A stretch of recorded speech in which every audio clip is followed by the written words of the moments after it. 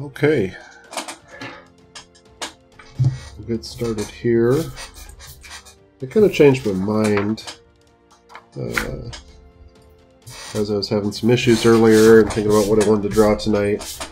I realized that I just did a castle not too long ago, and I think I'll find something different to do tonight.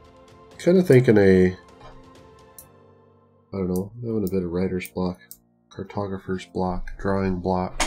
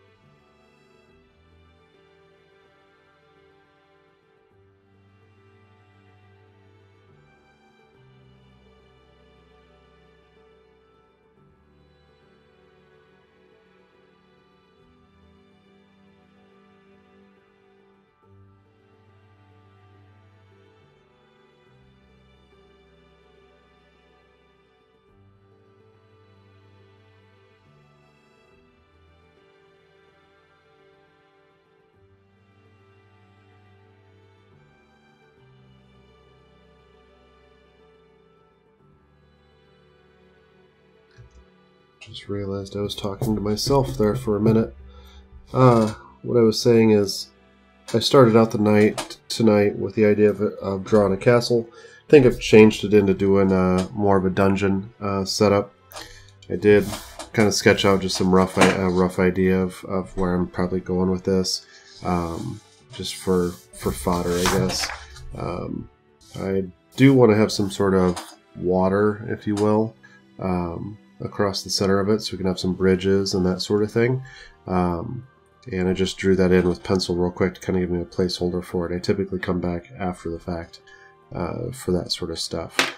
If you have ideas, throw them in chat. There's really no story behind this. There's no there's nothing really behind this in regards to the idea. So I'm just kind of randomly drawing, and we'll see what we come up with. You know, one of the hardest things that I struggle with, or one of the things I struggle with in regards to starting these sorts of things, is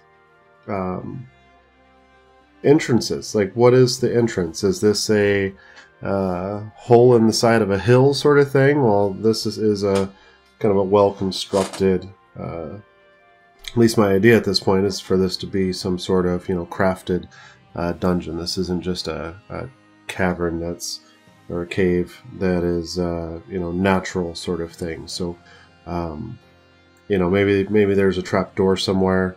It's really kind of up to the DM when they go to use these maps how they want to place the players inside. But sometimes I like to do an entrance. In this particular case, I don't know that I'm going to. I'm just going to kind of start with a hallway.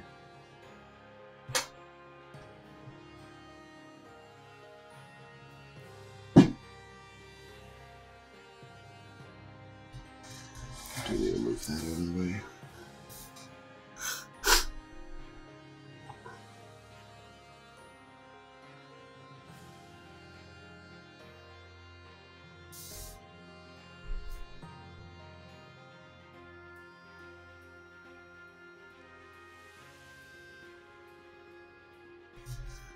Yeah, if you got any ideas at all or thoughts as I'm going through this, please do throw them in chat.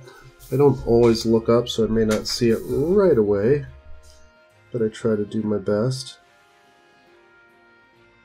Now that I think about it, I did add a little dice roll sound effect sort of deal for this one. I try to improve the stream every time I do it, so we'll see if it's useful.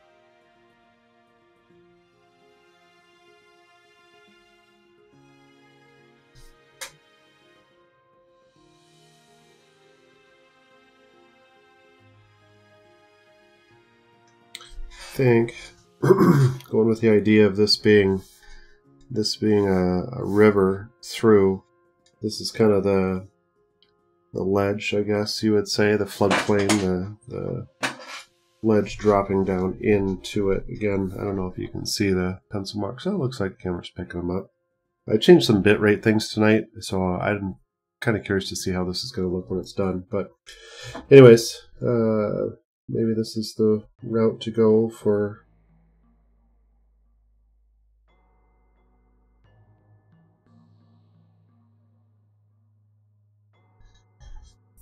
this. I'll come back to thinking about how I want to do a bridge. Never done a bridge, so I need to maybe look at a couple things and ideas on how to draw one.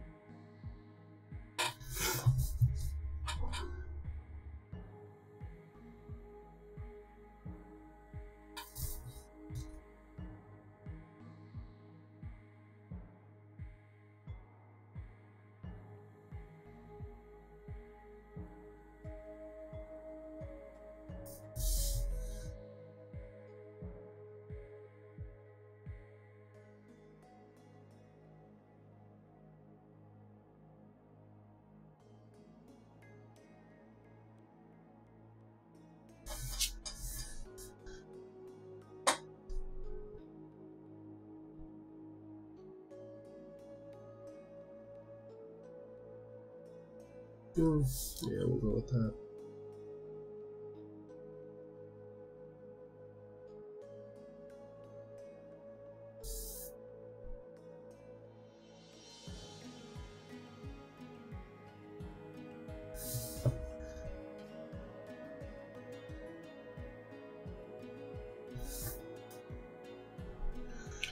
I think we'll throw a secret door in here.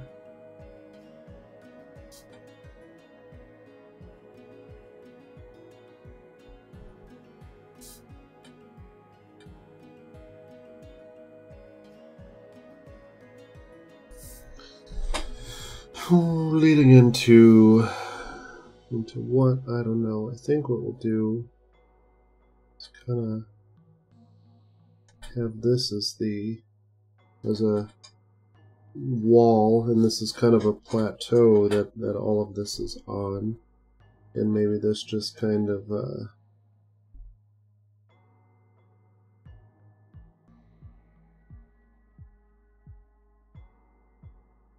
just kind of opens up to it. Yeah, we'll go with that. We'll just leave it like so. Just to give it a little bit of a consistency there. So, well, I'll wait to draw the S later.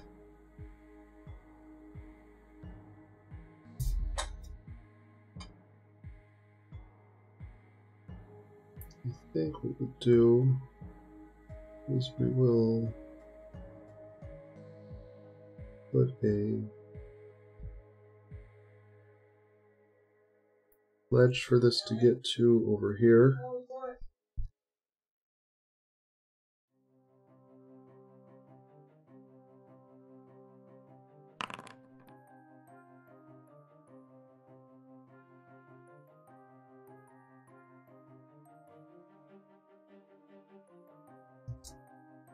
I like that idea. Well, I don't think that this is going to be terribly big, so actually I'm going to take that back. With the scale that I guess I already intended to draw this, was at a 5-foot square. I don't know if you can see the grid really well on the paper, but basically this hallway is 5 foot wide. So what I'd started to do, and now kind of, let's think about this. The bridge could always be out. There doesn't need to be a bridge. I mean, I can do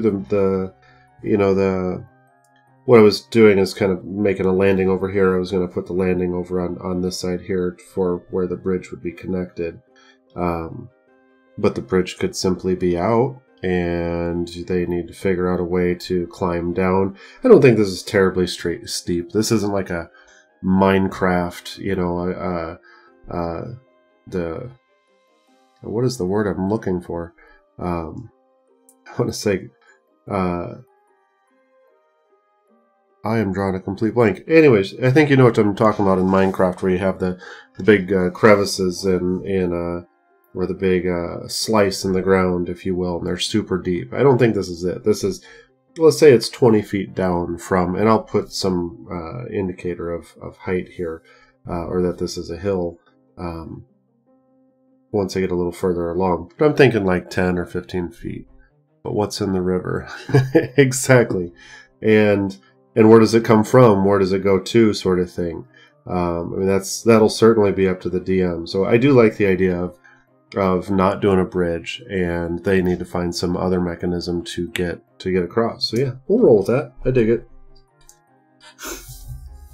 So with that being said, let's get kind of our what was intended to be a bridge sort of a deal. And I think just for sake of this, what we'll do is make this kind of a landing, big pillar, if you will.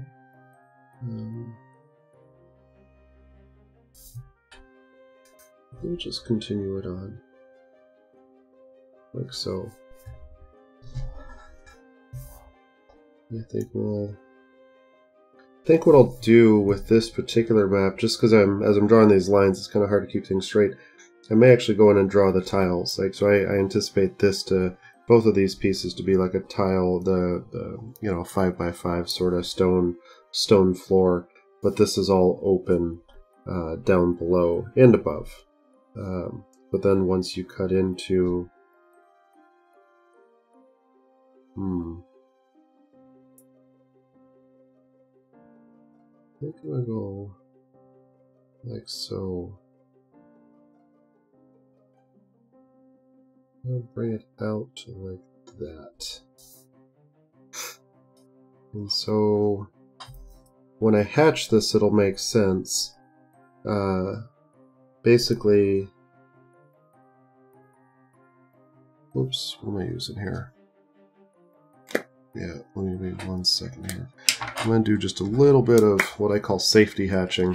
I've done this before where I start getting these different levels and whatnot in my head. And then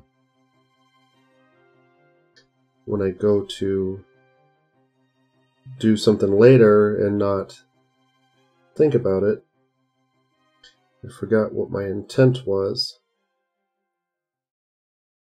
and get things mixed up. So basically I'll go through and hatch on this side, and this part over here will essentially be some sort of ceiling, some sort of, it'll be a room with a ceiling and whatnot. Once you get out into here, you're out into the open, and I may need to pull this back just a little bit. I want to make it so you can't walk across. But this is a ledge along here for this, what will be a secret door. So you could come out here instead of taking the bridge route. So I like to have secondary routes to get from A to B sort of thing. So let's let's go through and do yeah, sure.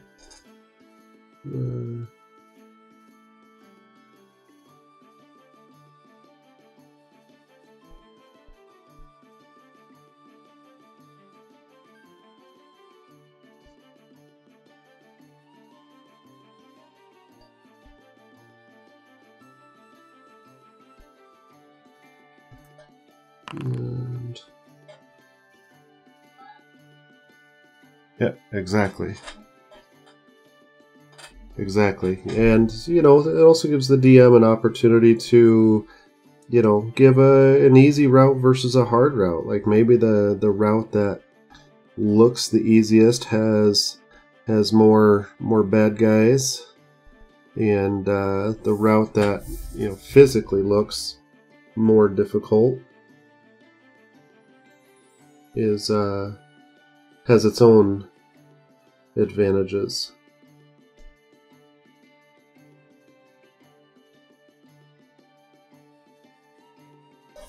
Alright, we'll go with this. I may come back and do yet another layer of those. Well, hey, there's my dogs. I think my son's home.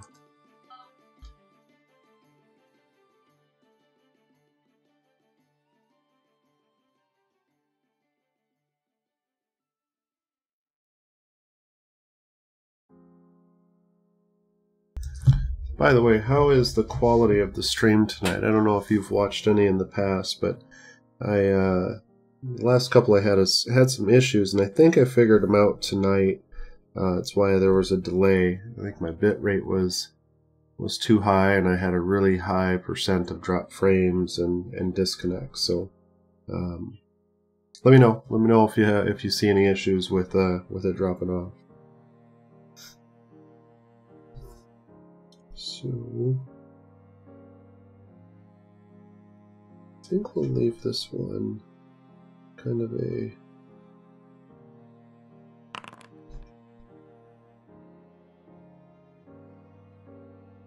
awesome. Good. That's the good news that I wanted to hear. So I'll come figure out a transition here in a minute, but I want to leave some sort of a path. So sneaky dudes firing, they find the secret door over here, they make their way down, they go this route, they're gonna come up on this side. This is a ledge. It would allow them to go into whatever this is over here.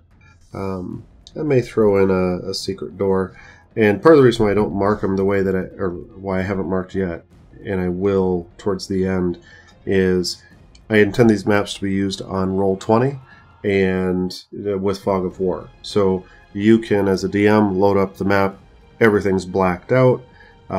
You can just highlight or reveal the things that they've gone through.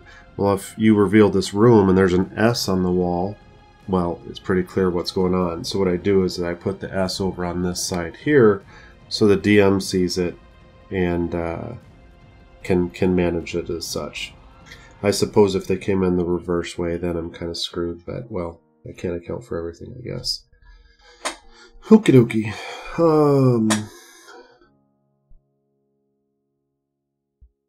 I suppose I shouldn't have drawn this edge underneath this. I may, in post, take that out, but either way, continuing on.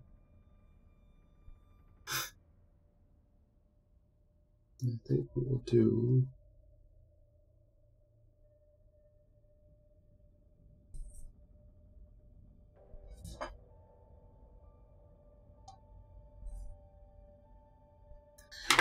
I need to do something real quick.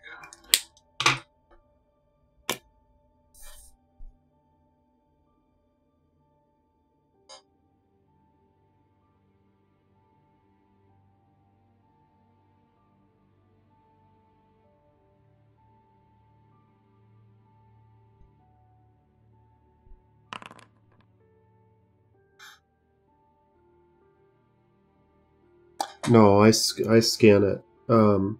If you go to gmbinder.com and do a search for Ivel Designs, IVEL Designs, you'll see, I think I've pushed 4 maps out at this point. I've only just recently started in the last few weeks, or last couple weeks. I've kind of taken a bit of a break. But you can see the scan files that I've put together. I try to do them in a couple different formats. One is more of a high res, intended for Roll20. One is more of a little bit of a low res, but quite honestly, they're both usable for more of a print thing. The ones that are out there so far are smaller maps. This, as you can see, I'm doing an 8.5 by 11, so future ones will be larger. The last one I did at this size, excuse me, this was the end result. I haven't scanned this yet. This was map number 11, so I'm doing number 12 tonight. And I've only got 4 of them that I've created those documents for if you're on that GM Binder site. I'm behind a ways, to say the least. Not enough hours in the day.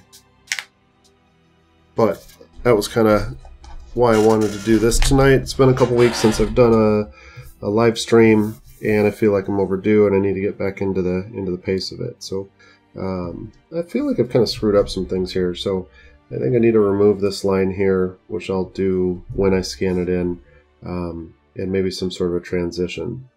So I think what I'm going to do is maybe start kind of from what will be the end to work itself back over here. And I think what we're going to do is first we'll switch back pens. And kind of like the idea of there being a largish room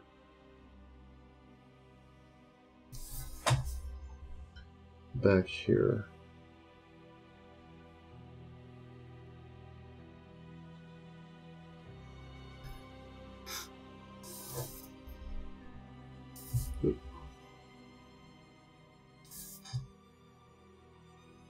And why don't we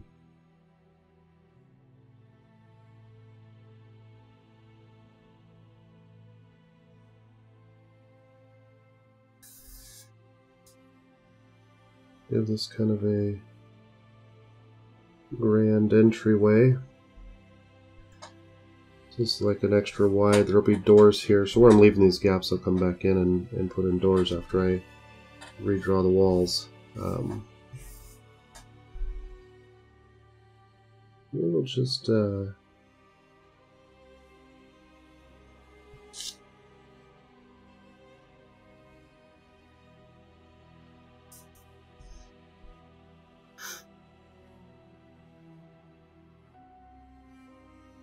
maybe this doesn't need to have a big elaborate whatever. However,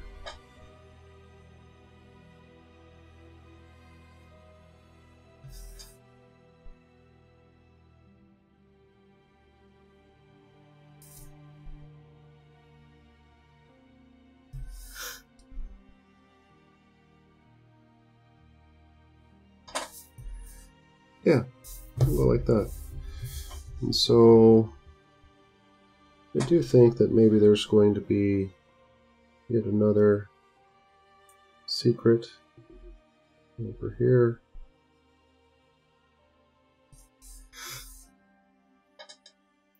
Just to a smallish room. A happy little room.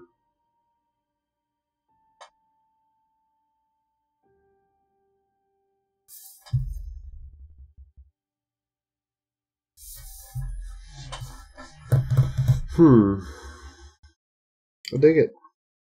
Yeah, I'm definitely going to have some cleanup in here. You know, you shouldn't see that line through there.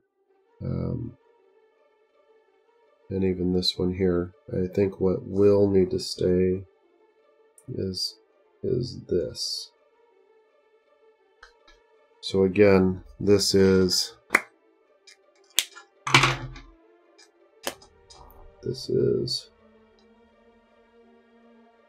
hatched.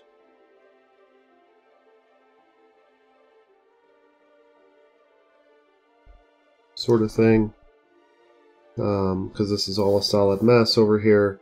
This is just kind of a walkway into an opening that would be there. So I will fix this later. Alright. I think we'll go through and draw some doors. Actually, no, we're going to make our super fat, thick walls.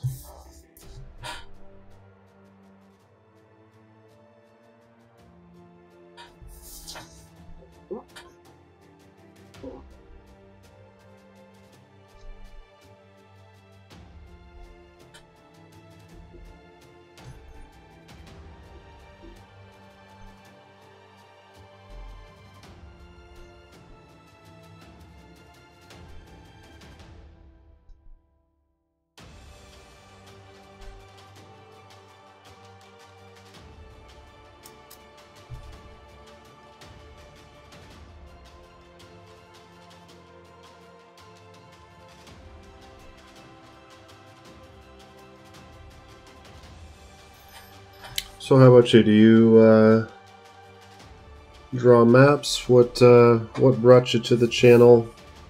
All that fun stuff. How did you see it?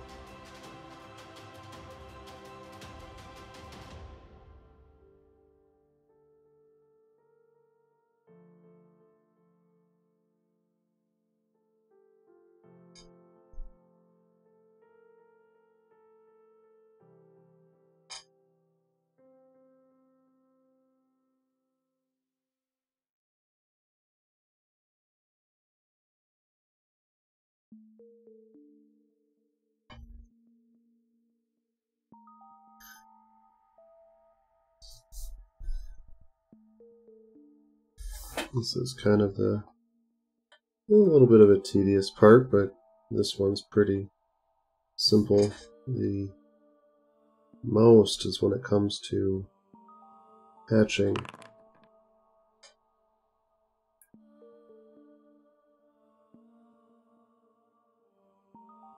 Oh, nice.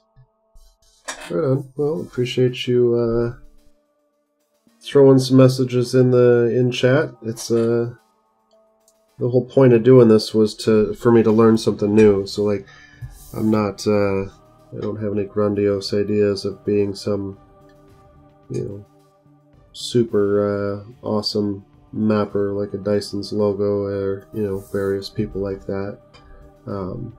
But it's fun, you know, and I hope to be able to continue to put time towards it. I'm a little concerned about the summer when the weather gets nice. I have a number of other projects that keep me busy. And but it's something I wanted to do. That's why I just started. I went and bought some what I would call expensive pens. I mean, they're only a few bucks a piece, I guess. They're more expensive than the ones I write with on a day-to-day basis, that's for sure. And figured why not give it a shot. Bought some graph paper and was going down that route.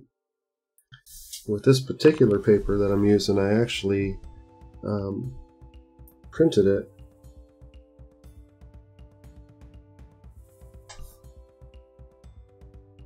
Yeah, exactly. Yeah, that's exactly the point.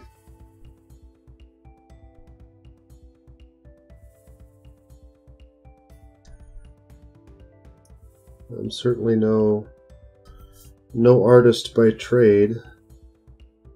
I build software on a daily basis, and I like to have creative projects like this every now and again. And honestly, part of the reason for starting this, or another reason, is my daughter likes to draw, and I wanted to encourage her to do a little more stuff. Another father-daughter activity. But she's 16 and doesn't play D&D, doesn't play any RPGs, tabletop RPGs. I tried to get her to play. I did get her and her friends to sit down for 2 sessions. I think we got them through before they realized that her dad's a big nerd. And but anyways, I just don't think she has an interest in doing this kind of stuff. She likes drawing other things, which is fine.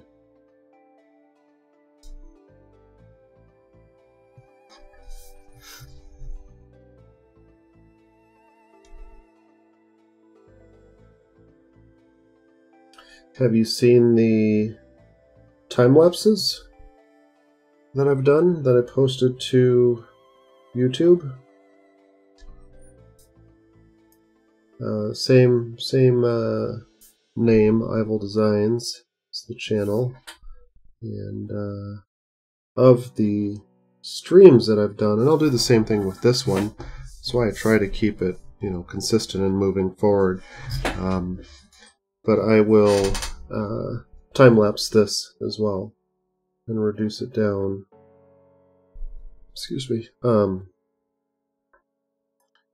Reduce it down to, I don't know, 6 to 10 minutes. This one will probably be kind of long. These larger ones, when it comes to all the hatching, which is getting close to being the next thing to do.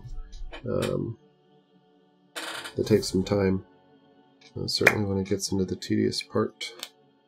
1 second, I need to step away for just a moment.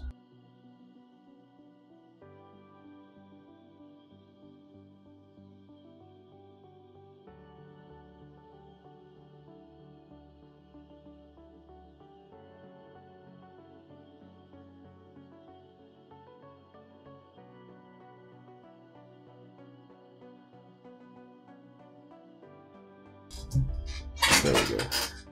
It's getting a little warm in here. Had to de-hoodie myself. Okie dokie, so this is continuing on. This, okay, so both of these need to be drawn down. I do think, well, it's fine. Climbing's a thing in most tabletop games.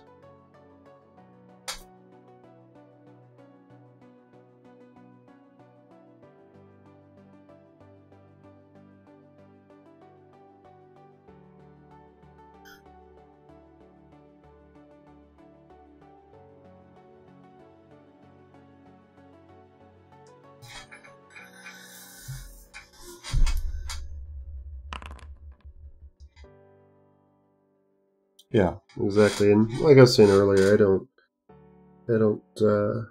think these are overly steep or, you know, 50 feet down sort of thing. In my head, I put it more like a 10-foot.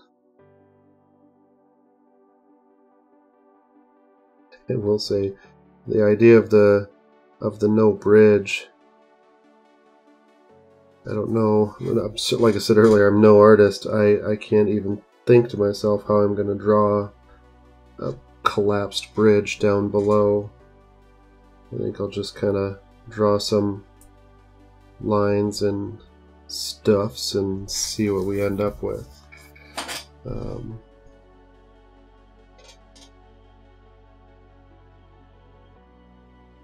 Yeah. On that, I think we will start to put in. Hey, I try. In the end, it's all to learn. That's the point. Okay.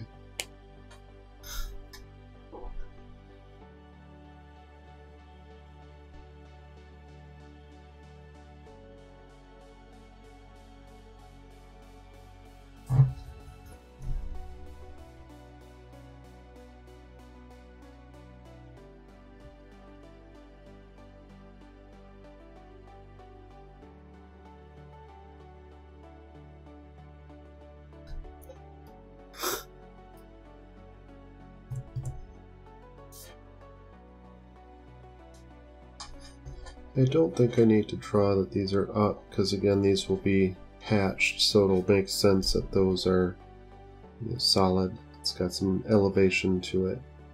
I do think that I'm going to start to put in the edge of the water.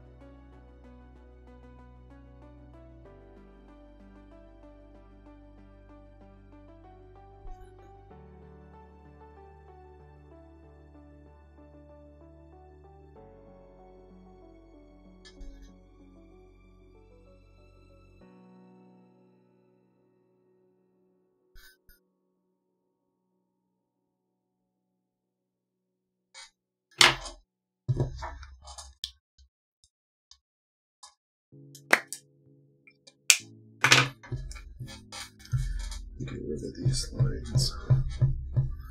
Sorry for the inevitable camera shake. That's going to happen here for just a minute.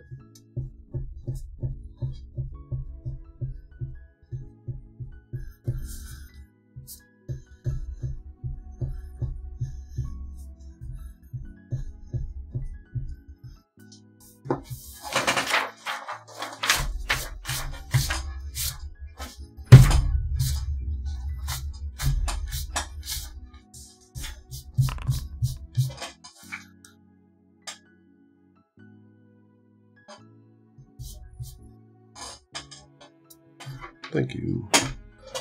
Yeah, this whole streaming thing is also new to me.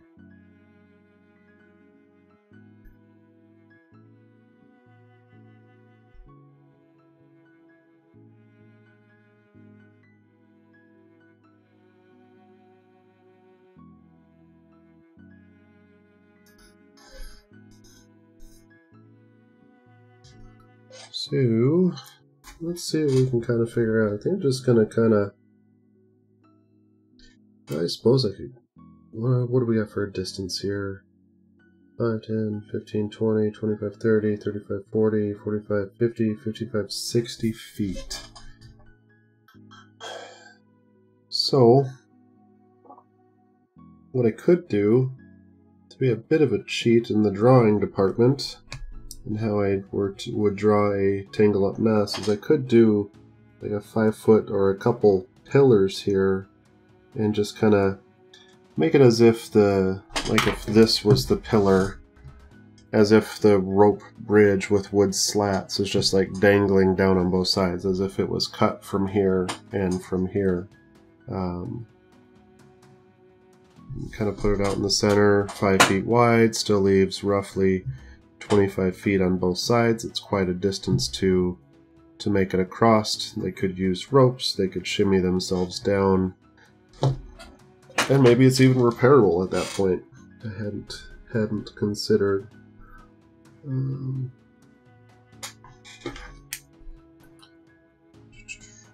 There's 20, 10, 15, 20. Where did I just put that? 20. So center is right there. Yeah. Which, what adventurer doesn't carry a rope with him?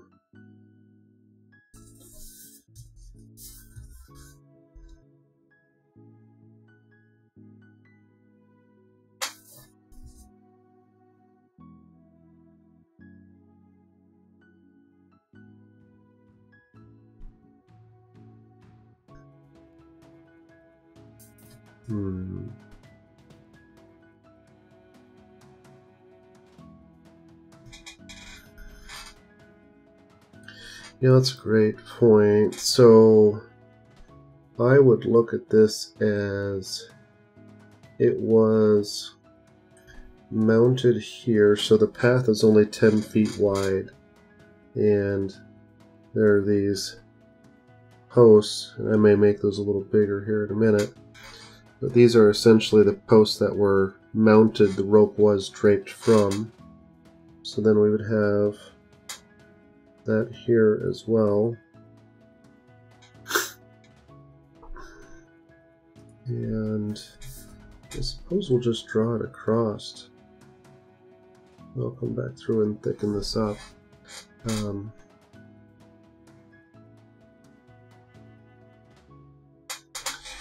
But now let's get out a super duper fine pen. That is one thing I need to do. I need a new chair, because this chair is like 10 years old and super creaky. I'm sure you hear a lot of that. So we'll go with a...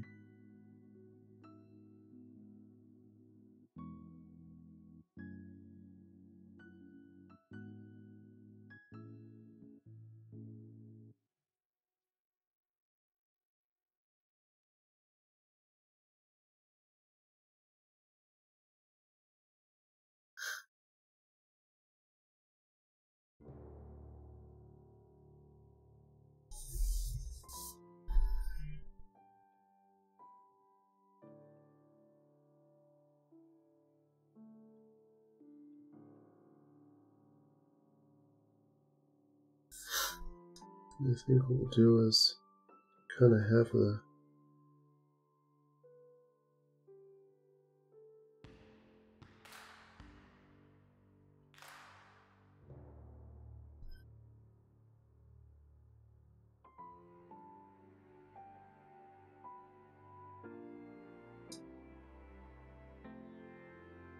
I don't think that these bridge sections are necessarily damaged. They're just hanging off of this big pylon up here and then laying down on the floor below.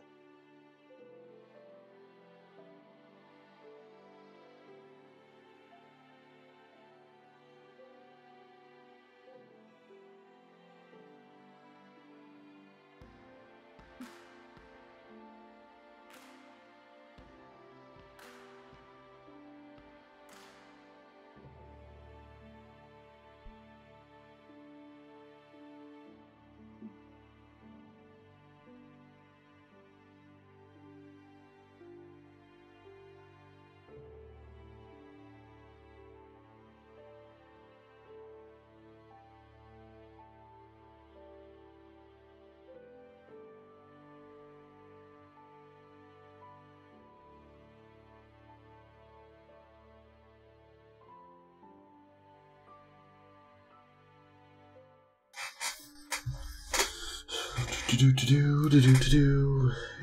there's a little dangly rope out here in the water.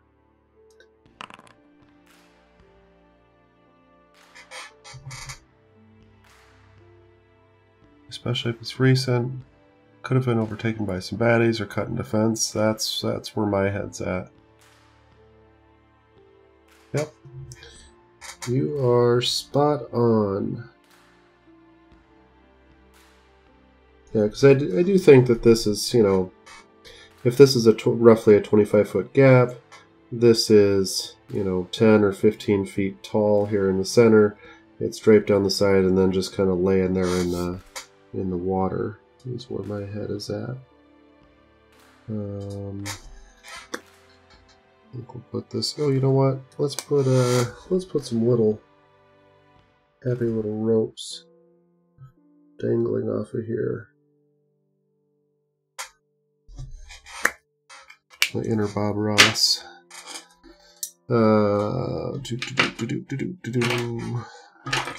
Pencil out of there.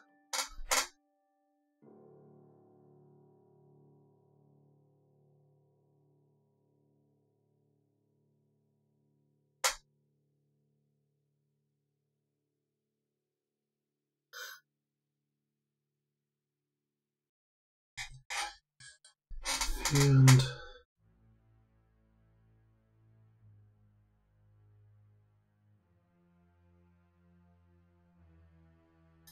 for good measure, we'll just throw kind of a island out here in the center. We'll give that some texture, some rocks and stuff. We'll later. I like it. I like it. Oh, I guess we do need to. Oh, not this one.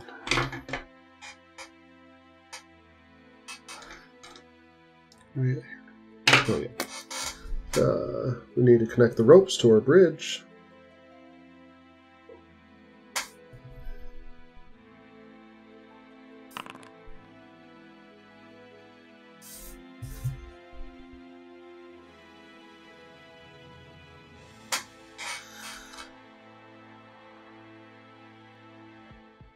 Maybe with a hut. Oh, out on the island. Yeah, it's pretty small. I don't know if that one justifies it, but that's you actually kind of bring up a point of something I do want to do. So many of these, or all of these that I've done so far, have been like 5-foot scale. I should really draw some area maps, like a town or something like that, and I think that would facilitate this, because this is only like 10 feet wide by like 20 feet. You know what though? How about a little dock? I like that idea. Or a little, this is underground. I take that back. This is just kind of a cavernous sort of deal. Alright, let's go and make some doors.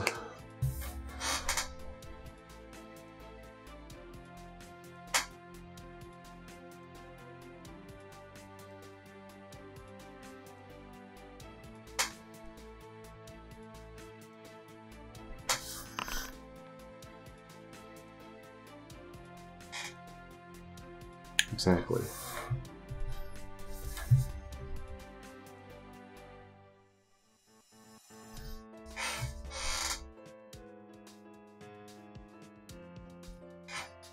Yeah, it's technically in the wrong spot, but same purpose. I should have put it there.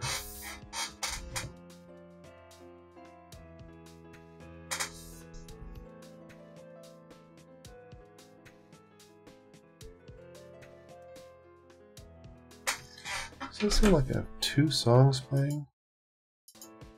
Well, that's all one. I feel like there's 2. It's kind of funny because I made it through 3 minutes of the 3 minutes and 48 seconds before I realized it. Okay, but now it's bothering me. Next song. And missed a door.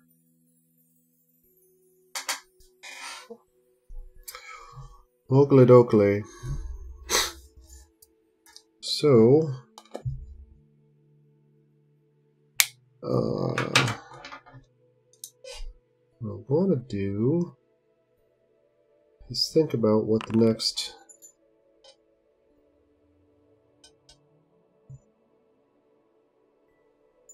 it'd be fun if it's coming from the throne room, though a really long area to discover. Oh, are we talking about the... Oh, I'm with you. The secret. That's a good point. It doesn't... It's kind of weird that it would be there. It would make sense that it was coming from this throne room. Yeah. Not everything has to be realistic in its layout. That's another thing that I tend to get a little caught up in. Is everything has to be... I tend to do a lot of symmetrical stuff. If I'm drawing a castle, it's got to be the same width, and doors evenly spaced and stuff like that. I've been trying to break myself of that. That's what I've been trying to break myself of that habit. That's why I'm doing these underground things. Oh, totally. There absolutely has to be traps and something like that. Like if this is coming off of the throne room, one would assume this is where the big boy treasure's at, and the door could be trapped, or there could be a trap or multiple traps in the hallway. Yeah. Okay. Wrong one. I think we're done with that one and this one.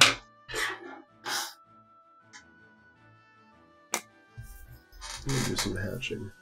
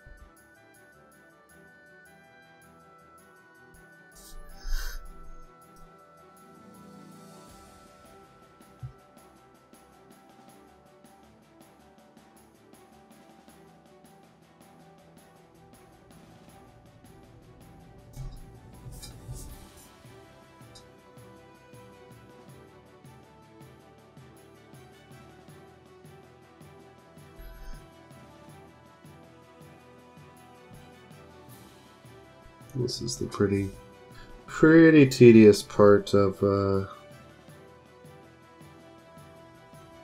this.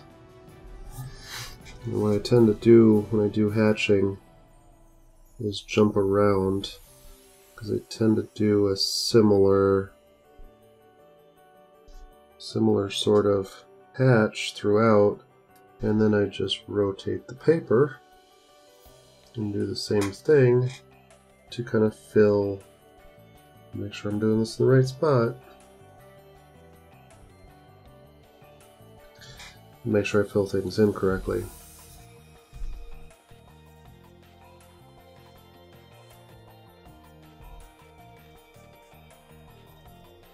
I suppose it's some sort of milestone of doing this, in that I think I'm wearing out my first pen, because I use this one for all of my hatching, typically. I guess on the first ones I was a little looser. Oh, the ink. I don't know if the tips on these, I don't know enough about these to know what they are. It's a marker, it's not a ballpoint pen. But it's hard. I don't know how much pressure it would actually take to jack it up, but it just seems like with this pen, I don't know if you noticed when I was doing the river, if I don't hold it just right, or if I don't press hard enough, it's not putting as much ink out as what it has in the past. Then again, like I said, it's my first one, so it could be totally wrong on the longevity.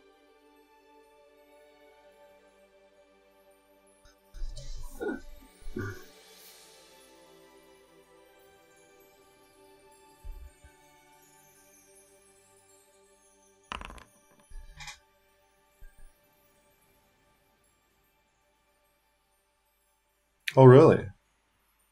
I wonder how this, I suppose, this end comes out. I don't know how this would come apart.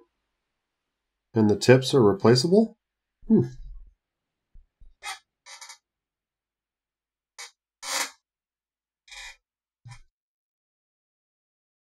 might have to do a little Amazonian shopping after I'm done with this.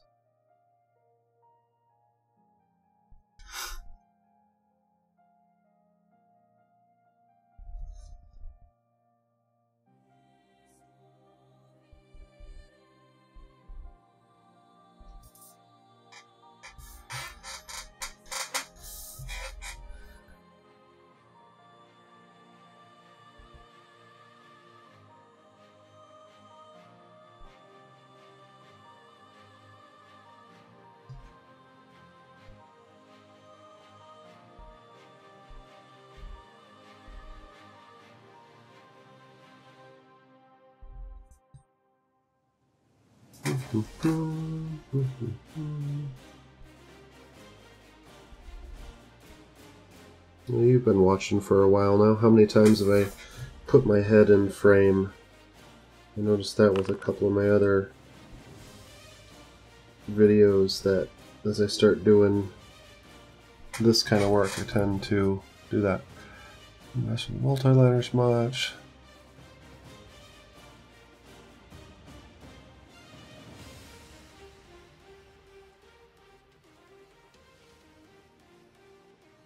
Oh, okay. So what do you do? What do you use throughout? Okay. What do you use throughout then? If you're, I bought these off of a recommendation of another channel. The pens that I started with at first were these from Michael's, from a store here in town, and these were fine. I don't have any issues with them.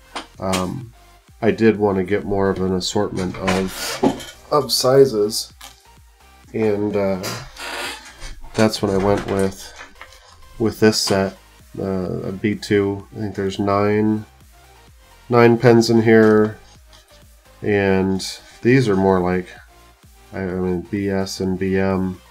I don't know if the B stands for brush or what, but they're big. I have a little slip of paper here that I scribbled a "Be Right Back" message on with one of them, but they definitely require some finesse that I do not possess at this point.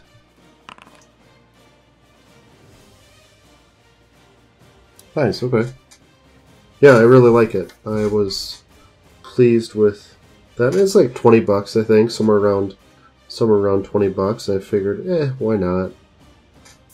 Worst case, I've got what I call fancy pens. Micron is my mainstay. Are microns the one that I've seen that are like a tan color? The body of the pen is.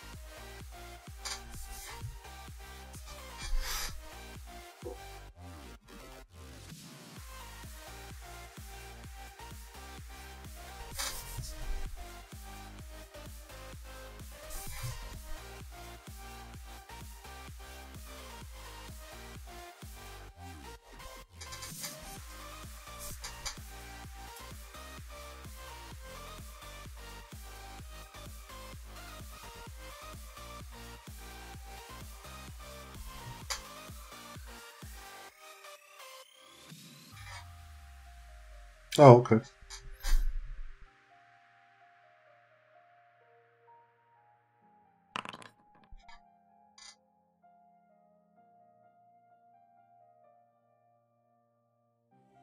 Right on. So are you an artist by day then? It sounds like you know your materials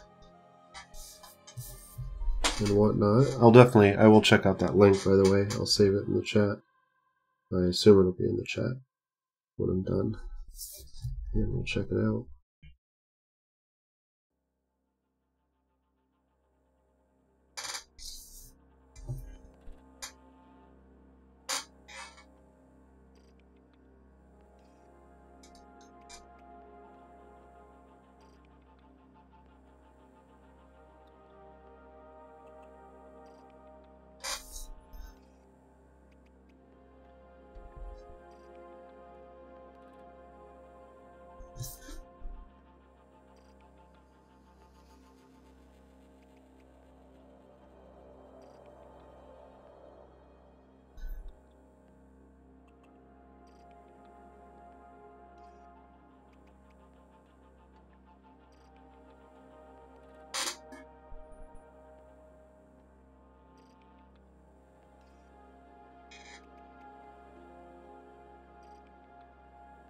Nice. Well, let's if it's something you enjoy doing and you can make a living doing it, seems like a pretty okay way to spend your days.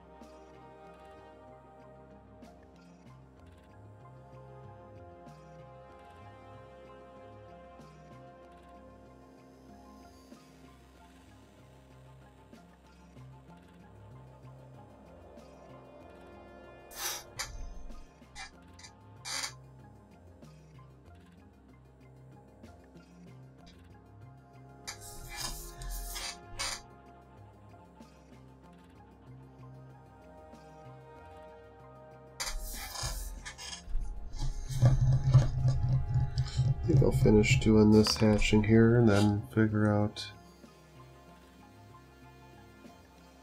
Yeah, my daughter,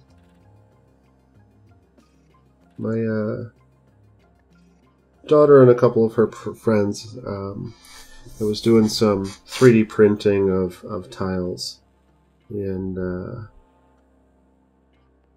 one of her friends spoke up and was asking about it, and I was explaining what they're used for and whatnot, and they're both like 16, 17 years old, and she's like, "Oh, that'd be fun. We should play sometime. Like, careful what you say. I will set up a night and we will make an evening of it." My daughter seemed to be pretty interested in it too, and so it was your typical herding cats sort of scenario between the three of them, and trying to get them to get characters created and everything else, and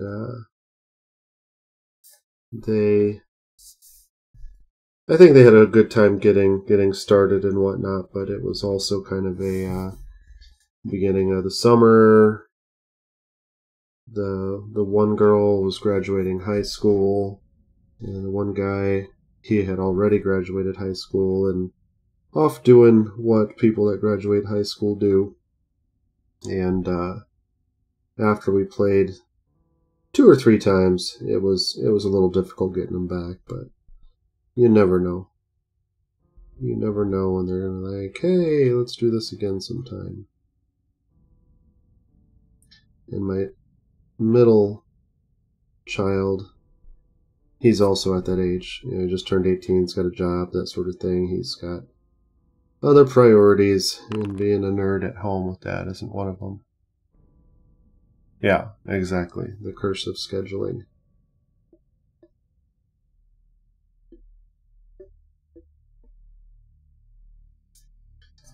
Exactly. How about you? Do you have, I assume you play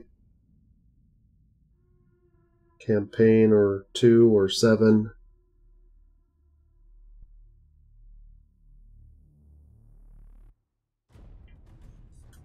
And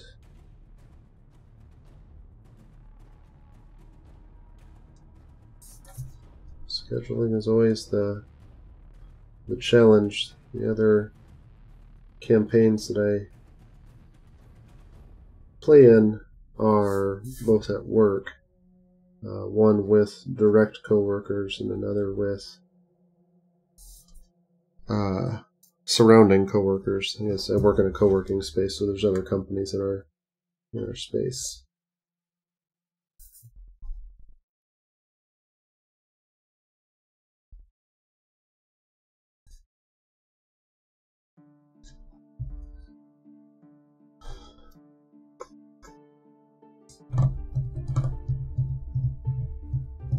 Okay, I think I'm good for hatching on this part.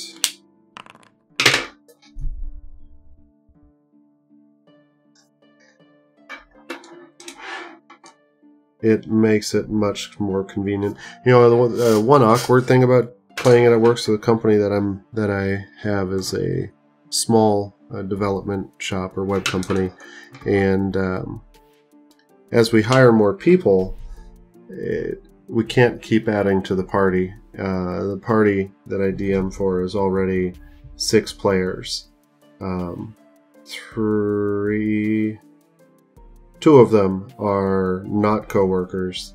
They're friends, so the other 4 are coworkers. And adding another person, I do not want to add another person to that. But yet I want to, continue to play with anybody that wants to play, sort of thing. So it is kind of a challenge to be like, yeah, that's cool, you play D&D, but no, you can't play with us. You're not good enough. You're not one of the originals. No, that's obviously not what I'd say. But all right, I am going to do this. I'm going to go ahead and give some I don't know what you'd call this, dirt, shadows. I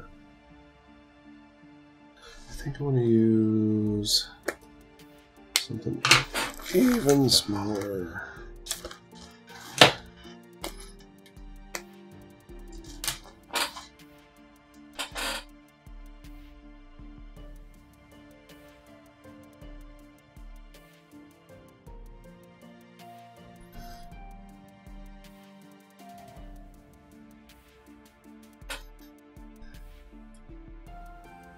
Rotating DMs for a session per person, then assign.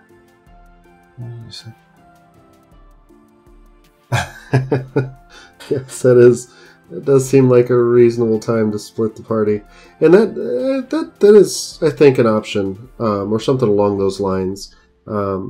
We started, so we've only been running this campaign. Well, the campaign that we're playing right now, we just had our 4th session. We play every other week. And prior to this, this session that we've just started, we did Lost Mines of Phandalin, and one of our other coworkers ran it, and he had a good time, but he definitely wanted to play versus DM. I think he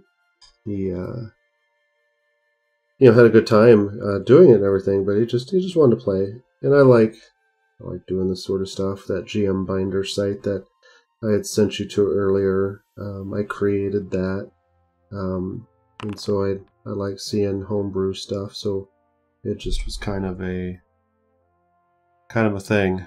Yeah, well, I wouldn't say burnout. I mean, it certainly took us a long time to get through it. I think it literally took us 6 months to get through The Lost Mines of Phandalin, and that's playing every other week. Maybe 5 months might be a closer, more accurate estimate, but I don't know if you've ever played that or not, but it's the starter set, and it is... I don't think it's intended to take that long, but we got sidetracked, and we do stupid shit like every other party does. And we had a good time. That's the bottom line. That's all that matters. We had a good time. And those characters... the characters from that campaign... or I should say the players from the campaign decided to carry over, each of them individually decided to carry over their characters. I had them put together some backstories and stuffs like that.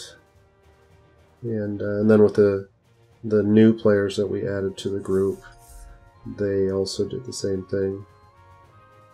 It's been fun. It's my first time as a DM.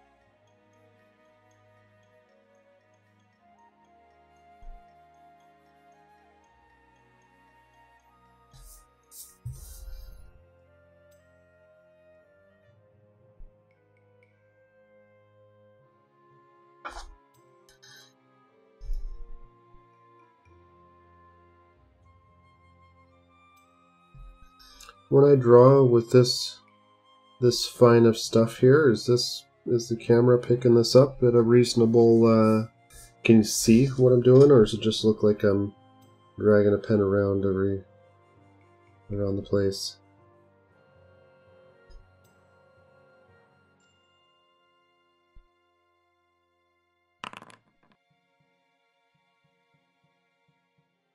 Oh, good.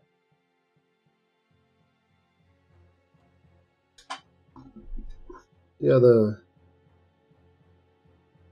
it was good playing a box set in the Lost Mines of Phandalin. It was really our first campaign. Everybody was a new player, so it gave us a chance to learn the rules, and the DM didn't need to be a rules lawyer necessarily, or an encyclopedia of everything, because we were all kind of figuring it out. We made mistakes, and realized 2 sessions later that we had done something wrong rule-wise, and adapted. And I think that's part of the reason why I like homebrew stuff so much, is just kind of wing it. We got a monk in our party that wanted to take the drunken master subclass, I guess you would say, and wanted to have this backstory of how he lost a leg, and it wasn't that he was drunk, but basically that was kind of the premise of his, or that was the rules, if you will, of how he would work as this monk with a amputated prosthetic leg. And just like kind of winging it like that.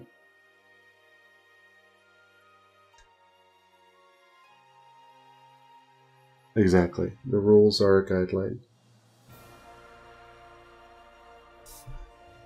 And if you don't like it, fuck it, throw them out.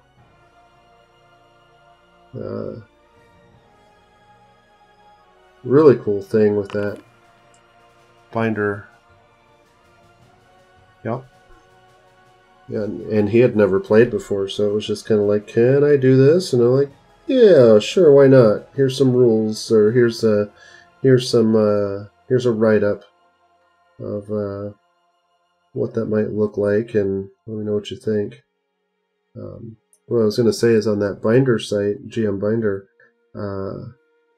as I've been seeing people create content on there, I've seen a number of people create rules for their campaigns or for their parties, and it was kind of nice because there's a lot of them where people have put a good amount of time into them, and so it was easy to adopt for our campaign a set that works well, and it's a nice document for people to be able to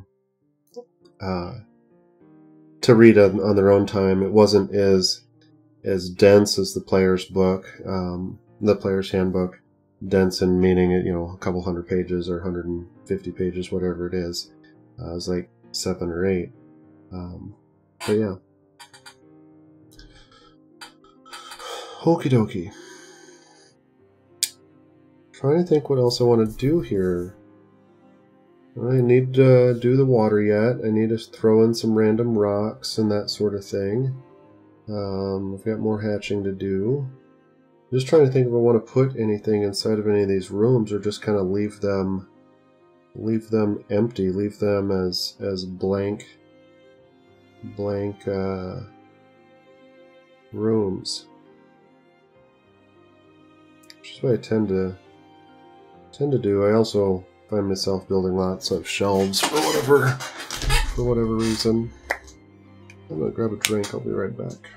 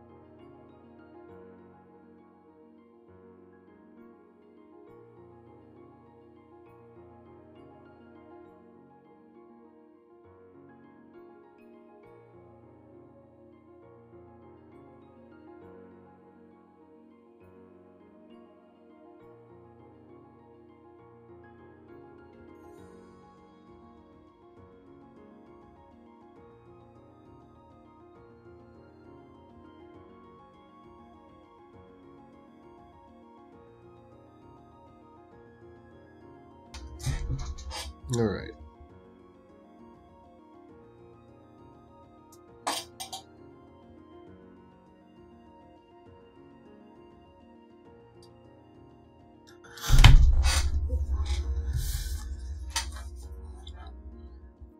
Yeah, I like the idea of a throne, or you know what? That's what we could do in here. There we go. So this is what? 5, 10, 15, 20, 25, 30, 35 feet across. Boy, it bugs me that I didn't make it an even number. That's just me. What we could do is give it some pillars. Say every 10 feet. Yeah. That works well.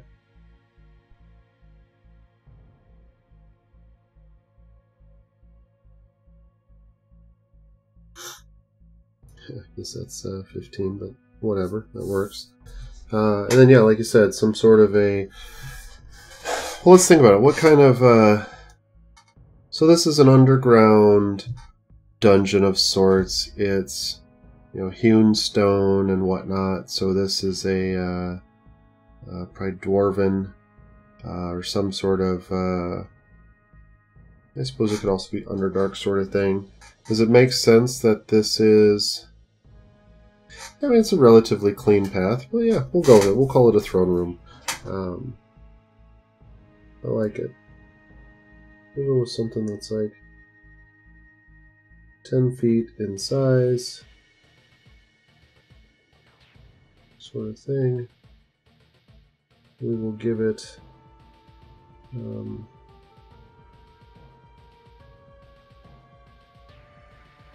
some steps, and we'll put a chair, sort of deal there. We'll get one of those tiny pens. Do kind of some sort of, I don't know, candles or whatever here, like so, and we'll call that good. Might think about something else to do in there as well.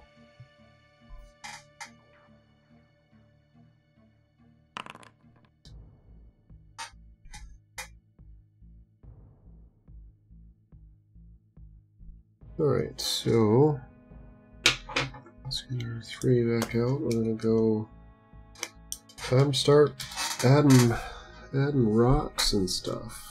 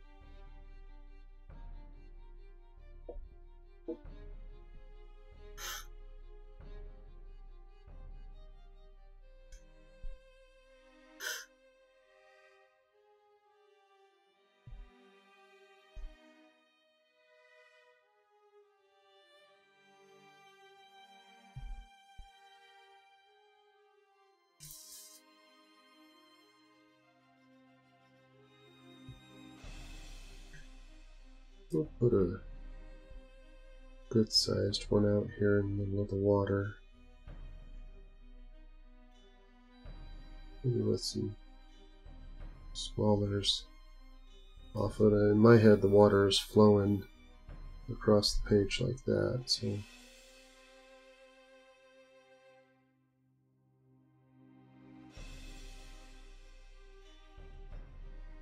need. What if we did something along the lines of this?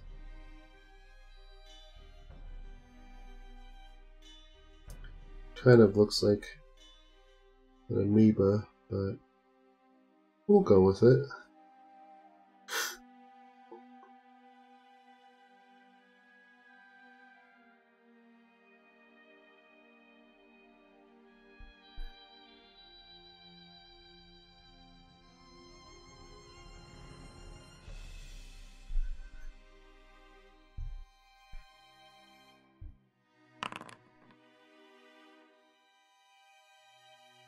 Yeah, I agree. I don't know if you saw my hand hover right above that. I was actually thinking I'm going to do the thicker outline of the whole. Do you think the river shore needs it as well, or do you think just that?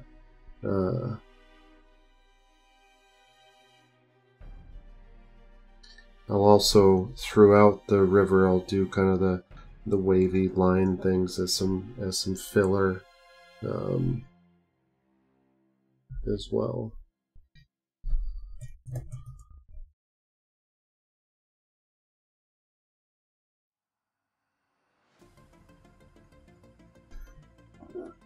Excuse me.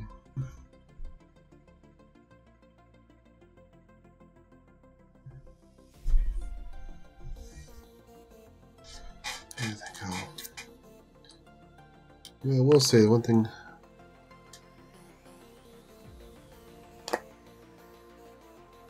Yeah, I agree. I agree.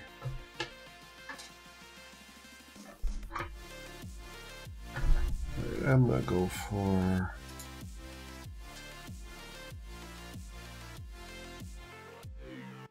changing the tunes. I guess I just now realized that when I started. So I use this app called Pretzel for music. I assume you can hear the music. And it's all license free or Creative Commons music, so that way when YouTube sees it, it doesn't flag my videos. And it's a pretty decent app. It's free, and it has some categories that are, you know, like ambient and whatnot. And I don't think I actually selected one. I think I just hit play today. The river shore is softer. The shore is softer. I agree. And that's with the last one that I did. Oh, okay. So maybe that's what I could do as well. The extra little line there. I wasn't super excited about the way that the water in this particular map turned out, but I don't know. I think it's reasonable. But I do think maybe going through and giving that accent throughout could be good. Although I wonder if I should do it on the shore side of that line, if that makes any sense. So if the solid line is the water boundary, that kind of dashed dirty line maybe goes on the outside to indicate, you know, wave kind of lapping up on the sand or the shore.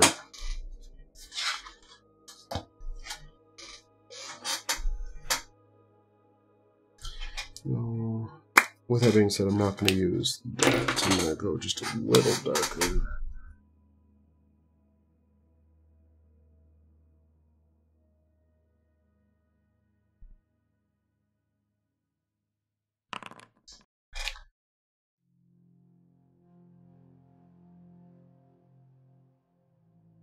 Yeah, exactly. Kind of that broken along the shore.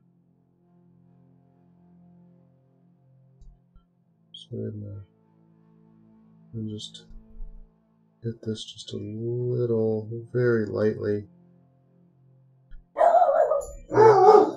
Apparently my son's home. What time is that? 11:45?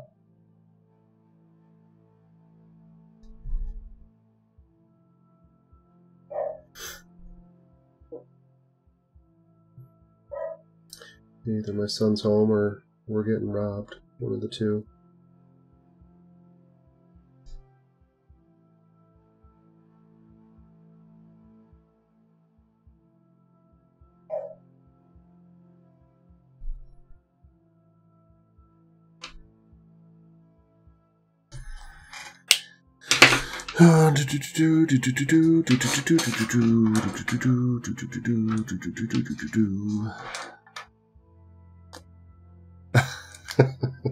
Yes, exactly.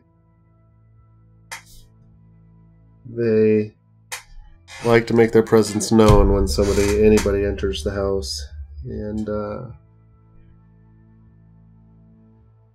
which is good, I guess. I mean, we're not gonna I don't think somebody's going to break into our house without us being aware. It's kind of irritating though when you're coming home from work and they just go ape shit when you enter the door. He's like, I know. We live here. You see us every day. We feed you. We let you out so you can go to the bathroom.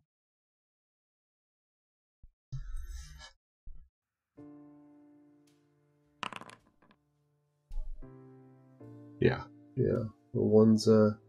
The first one that always starts out the barking is Corgi. She is, I think how old she is. 5 or 6. And then the second bark, much louder and angrier sounding bark, is our black lab. He's about 12. We got him in 2006. He's a big pushover. I mean, he'll defend and whatnot, but he just wants to be petted. I mean, if you were to just put your hand down and like start petting him, he would be completely fine with you at that point.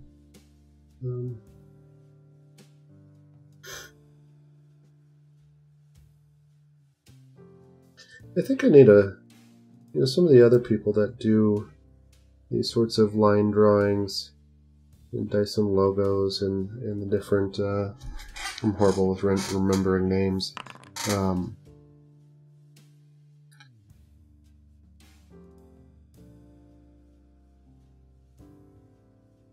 That's a good idea. A couple current lines around the things that stick out of the water and movement and add movement to it. That's actually a great idea.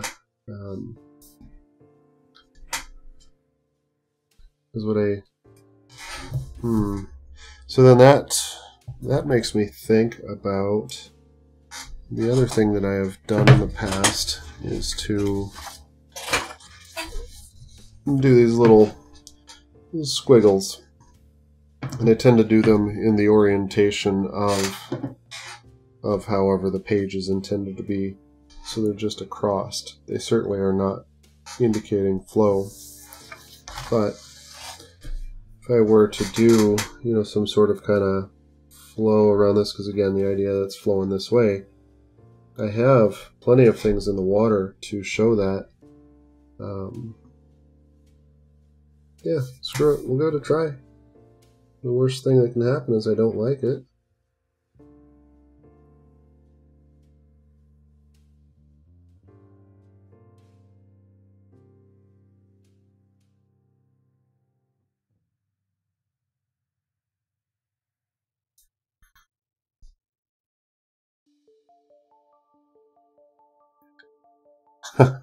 That's a great idea. I am relatively pleased with this one, with this bigger eyeliner. I was like, ooh, how do I go about it? Yeah, let's do it in pencil first, because erasers and stuff like that.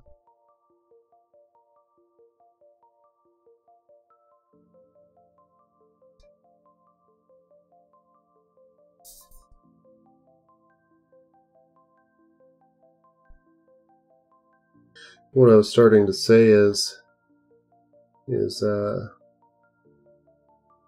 I think I want to maybe take a look at some of the other, what I would call artists, and see how they do water. I actually really like the idea of bringing, I don't know how well this is seen, but to kind of come around and then it pulls back in. I think that does a good job of showing it. Where is that super duper tiny one? There we go.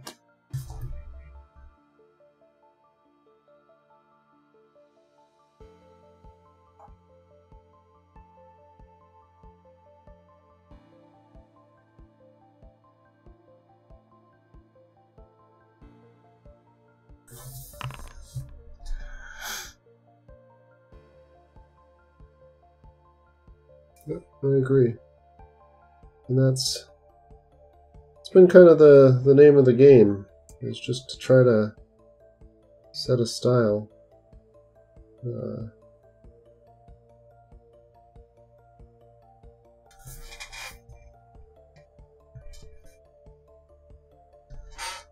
How would I want to do?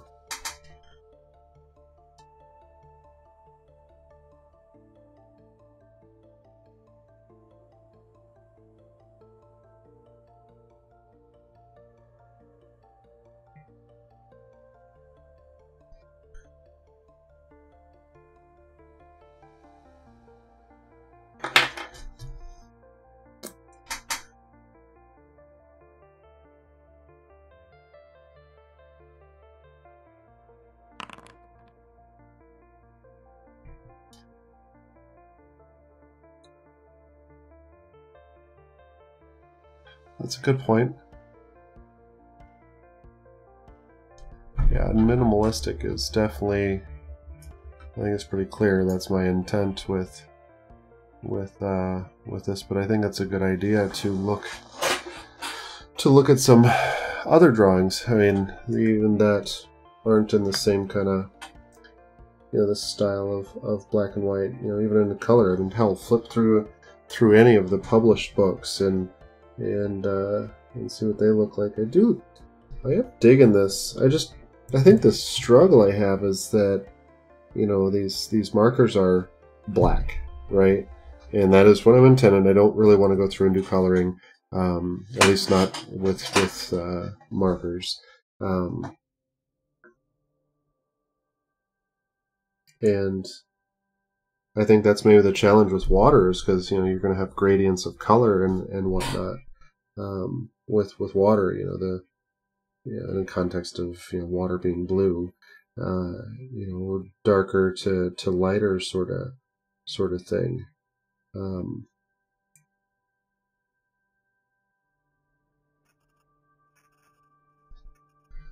We'll go with it though.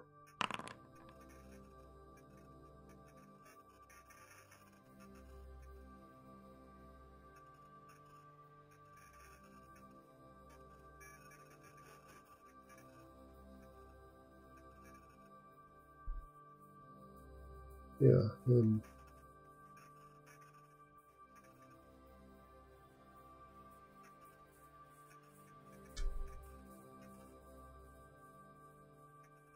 I do like this. I like this a lot. I think that was a good suggestion, and I think maybe outside of this, I will, as you suggested, look at some others and see what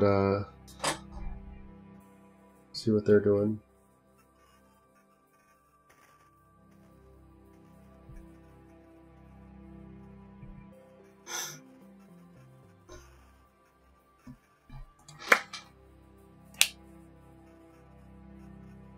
Okie dokie.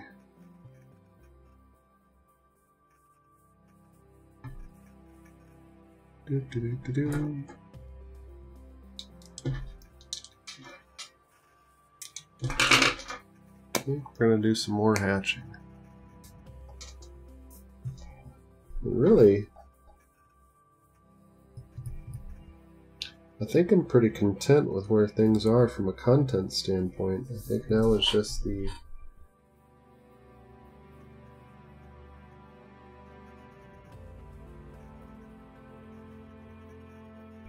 and I so much more enjoy hatching on a grid than I do on an organic line. I don't have to worry about filling weird shapes. I feel like I end up making, I don't know, patterns, as weird as it sounds. And I clearly am with this. I'm doing the same thing, but this is where I have found that if I jump around like so, I'm doing pretty much the same thing, sometimes with an extra line here or there. and then rotate the paper. It seems like I'm pretty efficient at this route, or at this process.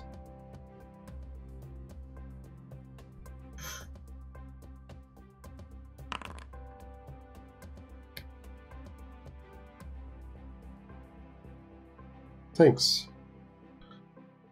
I appreciate that.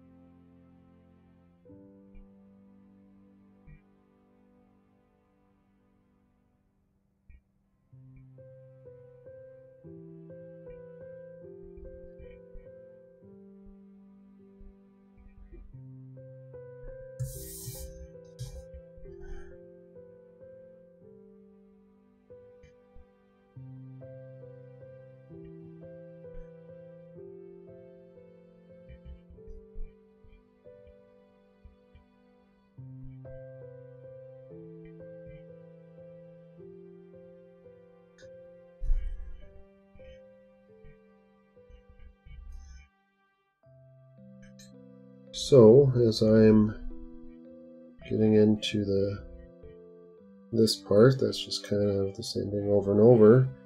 Do you have any suggestions for future drawings, themes for a particular map?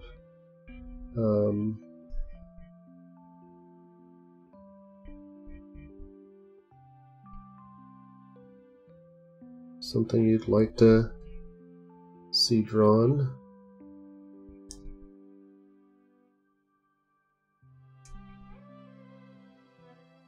Maybe you have a campaign that needs a place.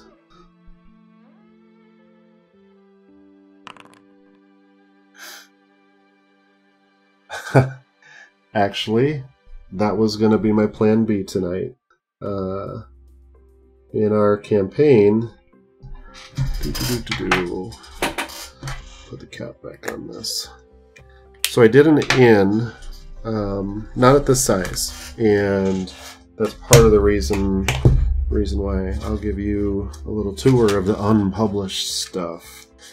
So this is the book that I started with. So I think if you looked at that GM Binder site, you probably saw these first couple here. And then I think I published this first one, and this was a part 2 that I haven't published yet. Little cave system that I did. And, oh yeah, a little farm. So I needed a farm for my campaign. And then I went to do an inn, and this was the first time that I planned a drawing because I had a specific need. And I kept screwing it up. The farm, I'm pretty pleased with this. Actually, I'm pretty pleased with all of them, to be honest with you. But anyways, with the inn that I started to draw, I had some specifics, and so I sketched it out first on another sheet of paper and wanted to keep it dimensionally accurate. I didn't care about the details, and I just kept screwing it up. So I had like 1, 2, 3, 4 before I finally got to getting it correct, and this is where it ended up. And I want to do a tavern kind of in this same style of like floor 1, floor 2, that sort of thing. So this is more of just a dedicated inn. There's rooms here. There's not the, you know,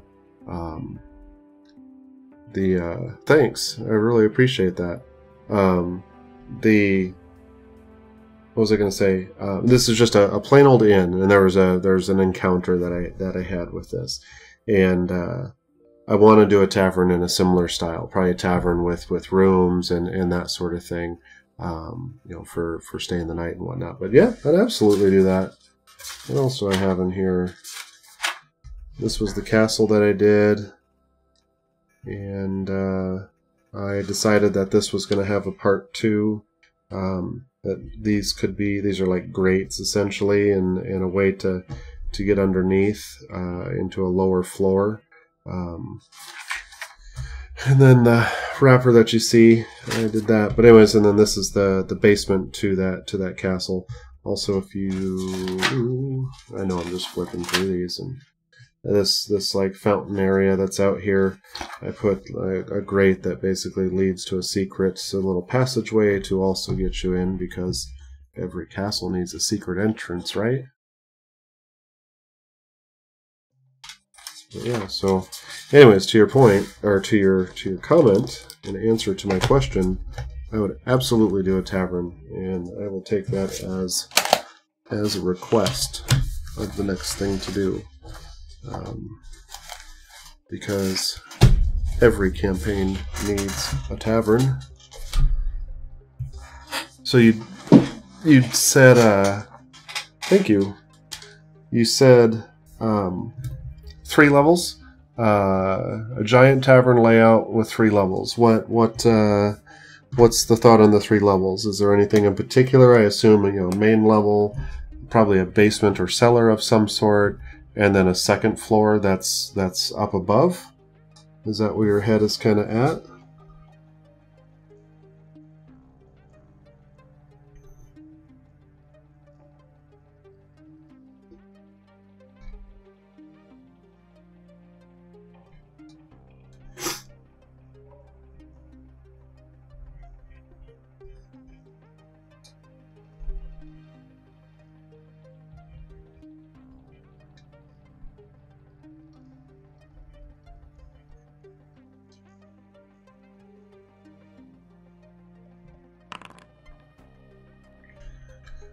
Cellar is maybe a secret meeting room behind the barrels or something. I can absolutely make that happen. As you've seen already, I tend to, I feel secret rooms are important for any map. They go unused, and, these are meant to be for a DM to just kind of pull them out and be like, this is the map we're using for this encounter. If they want to make a story behind it, great. If they want to use all the secret rooms and whatnots, they absolutely can.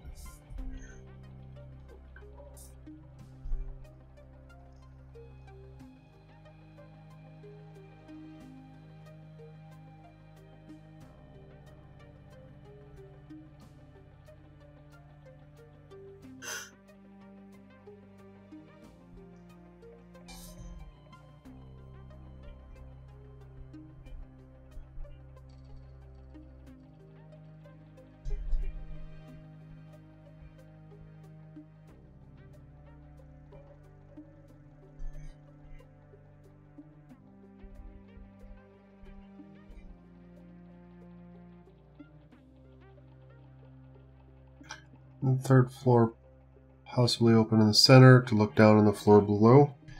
Seems to me to be the pretty standard multi-use tavern.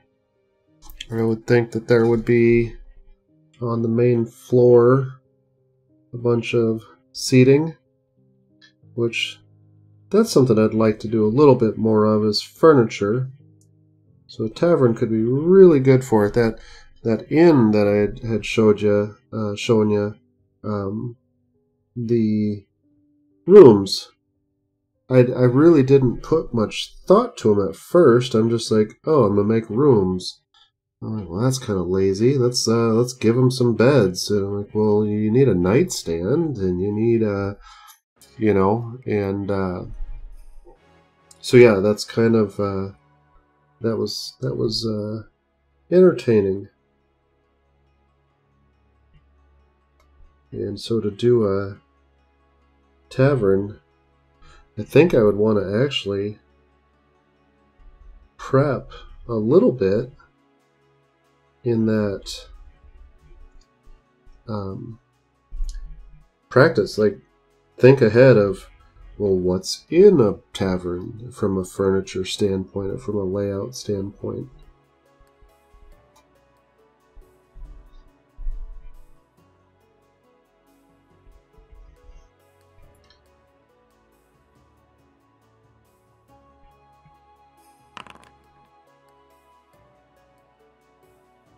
Picture like opera house rooms where there's separate seating options up above.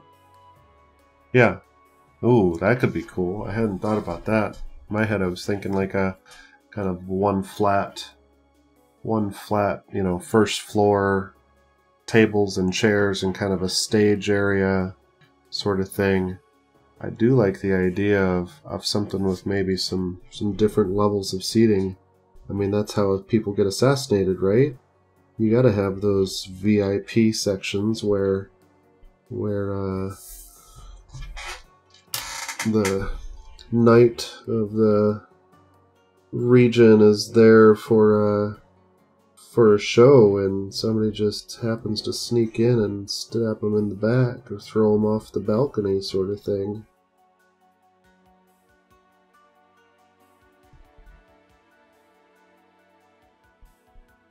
Alright, well, I think we can successfully say you've given me one idea that is solid. Think you can do 2 in a row?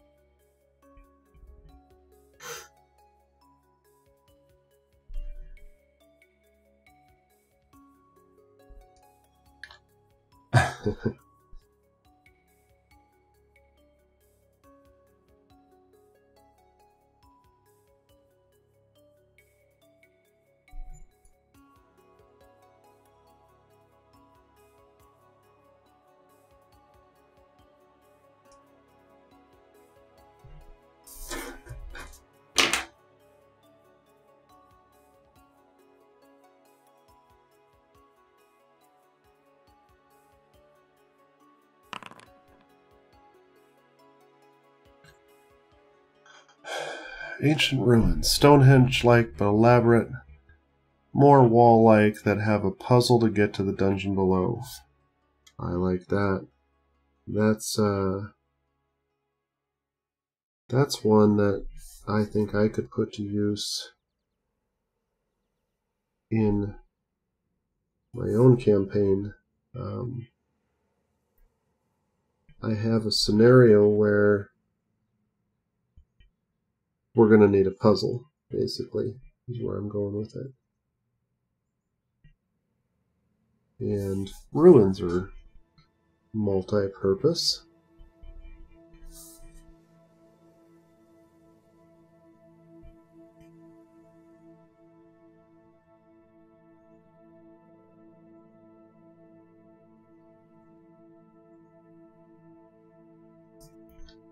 It's all fodder for good fun.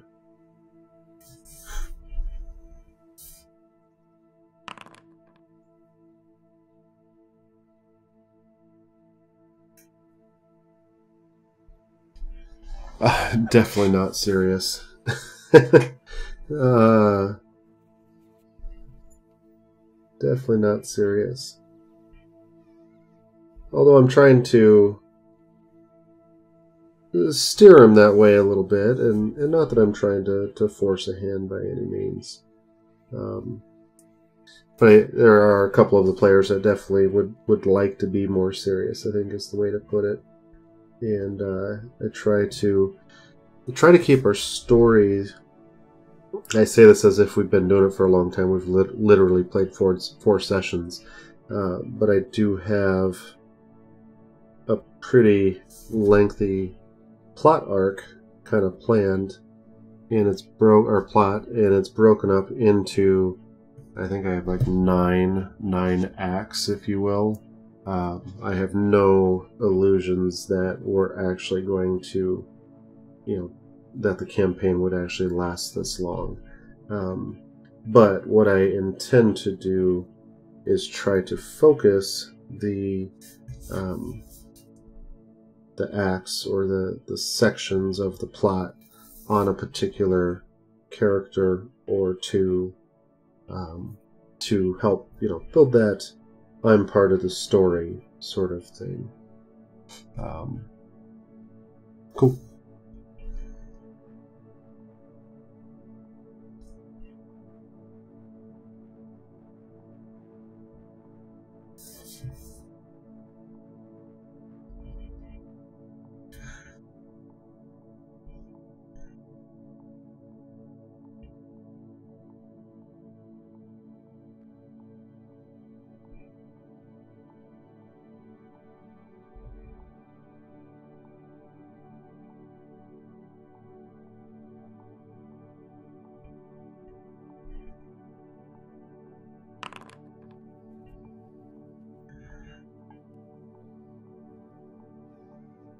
Yeah, they did. That was one of my requirements, really.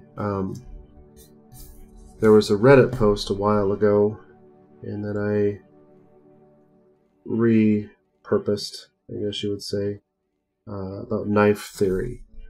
And the idea is that your players give you a series of knives in which you can stab them with. Those knives being family members that they've lost, or crimes they've committed, or items that they hold dear to their heart, that sort of thing. And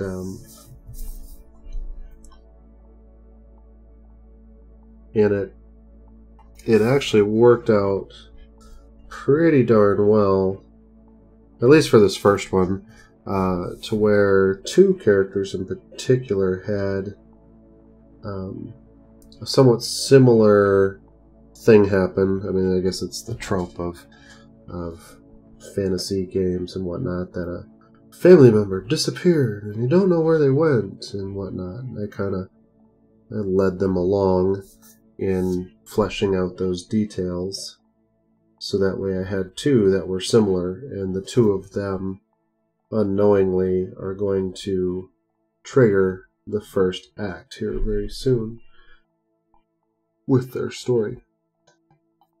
And the others did similar.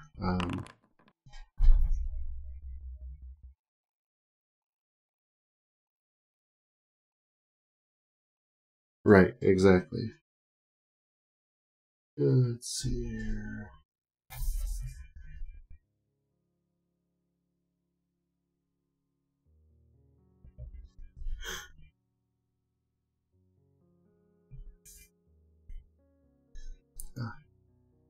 This is the downside of my skipping around, is I have to look to see which one or any places I've missed. I guess I have this whole section over here to do, but it seems I tend to miss corners.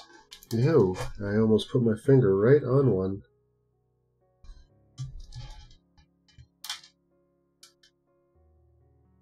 We'll go with that. Oh, there's another.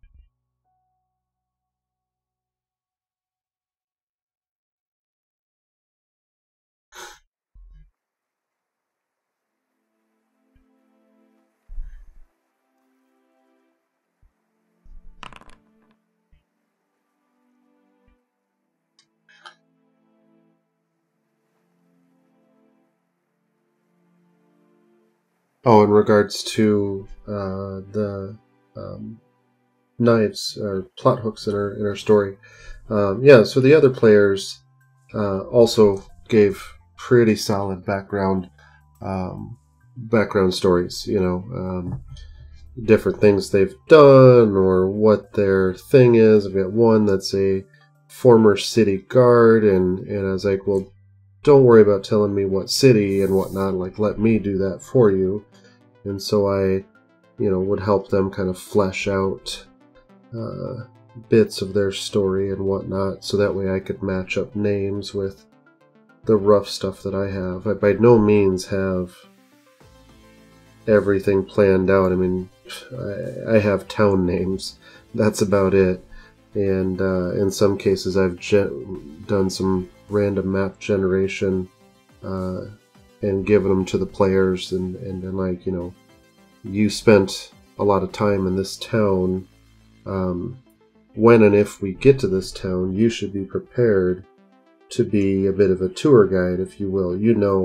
The best bakeries, the best taverns, the best, whatever, the place to go fence some goods and that sort of thing. And again, in tying people into the story, I thought that was a pretty solid approach. And it seems to have worked well because everybody wants to do... They can't wait till their part of the story is coming up. Possibly hatch the front of the bridge in the first area. Yeah, I was thinking about that too. And really what I should have done if I was thinking about it, because this like juts out past this area, I should have brought this out here, but I think you're right in that. Yep, we'll go for it.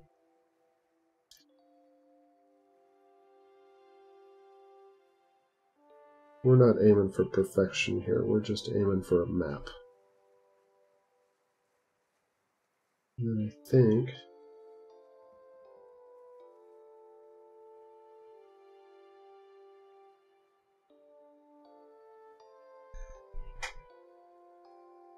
like so.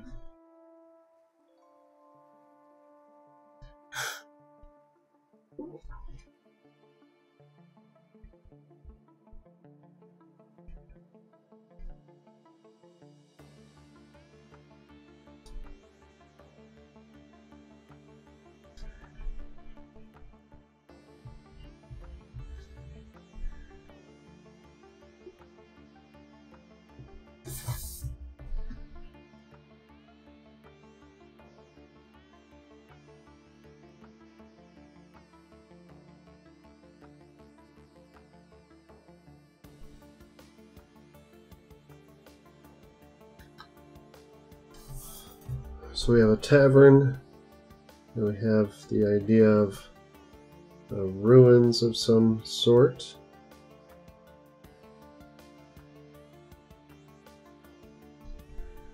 I do like the ruin. I feel like with the ruins, I will, just for my own fodder, I guess, in my head, will have some sort of a story to it. Which fortunately there's this thing called the internet, and finding stories to build a campaign off of, or an encounter, I guess, is pretty damn easy.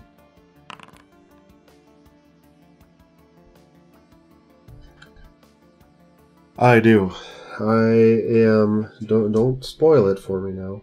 On the first season, I've been listening to the podcasts. I've been listening to them for about 6 months, and I am on episode 68.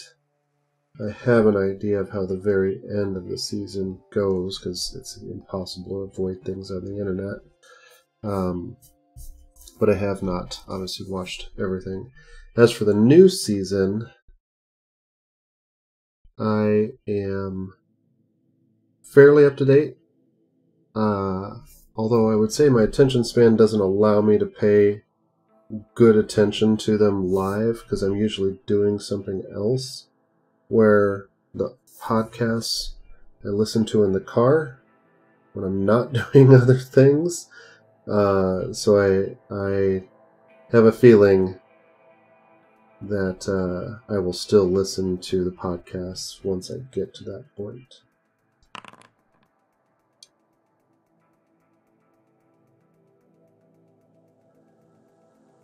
Yeah, I'll check it out. Yeah, I do use Facebook, but more in a context like family and whatnot. I don't really think that there's Facebook groups or whatnot that I follow or utilize, but I will check it out. I always think it's interesting when I'm behind because of... okay. I did watch this last episode, but again, I half paid attention to it. I really like the new characters, for what it's worth. The Sam and Not, that voice, and just the persona. And definitely watch this next the last week's episode. There's some, I think there's things coming that we're going to learn in the coming weeks.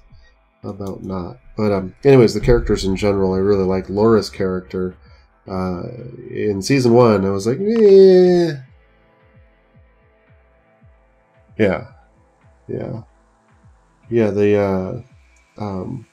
Laura's character, I think is stealing the show, and not in a bad way. I'm just saying she's done a great job of voicing and the personality and whatnot. She's done a great job with it. In season 1, less of a fan of hers, and more so the character, not her in particular. But she's really stepped it up. The one that's been kind of interesting, in season 1, Grog and Scanlan were my favorite and kind of a fan favorite, I think. The two of them really don't have much interaction, so far in this new season. So it's kind of it's interesting to see that. I mean, the show still works very well, and I will say these pens suck in regards to getting the caps off sometimes. Maybe I need to stop putting the cap on the butt end. Well, I think... Oh, okay. Thank you. I will definitely check that out. I think... Oh, you know what? We need... Where are we at here? 3. We need some... We need a rock out here, I feel. I'm going to give it a big Mamma Jamma rock.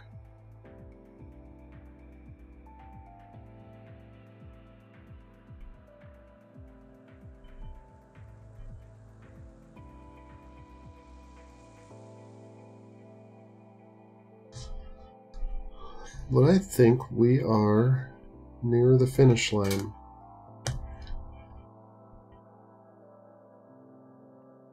I definitely want to do that cleanup. I'll do that before or when I scan it. But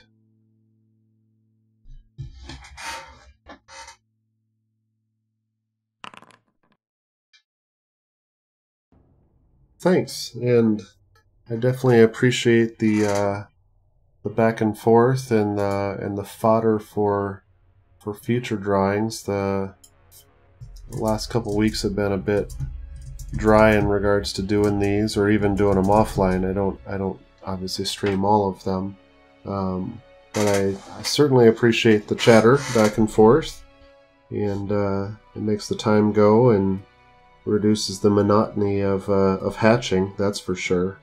So yeah, I think with that I'm going to leave this kind of sit here for a minute so I get a nice frame at the end for the time lapse, and we'll call it done. So yeah, thanks again. I will I'll definitely take the tavern idea and run with it, the ruins, and I typically throw a message out on Twitter before I do these streams. And did you see it via Twitter, or was there another way that you had seen that I was going to stream tonight?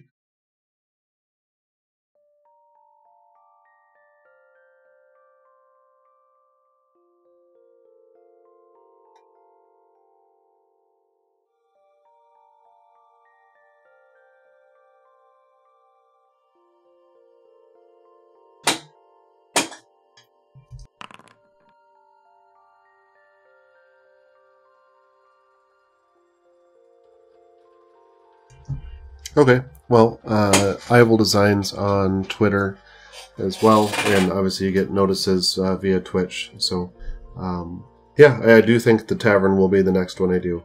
I don't think it'll be this weekend. It'll probably be sometime this week if I can find some time, but I do think it'll be the next one because everybody needs a tavern.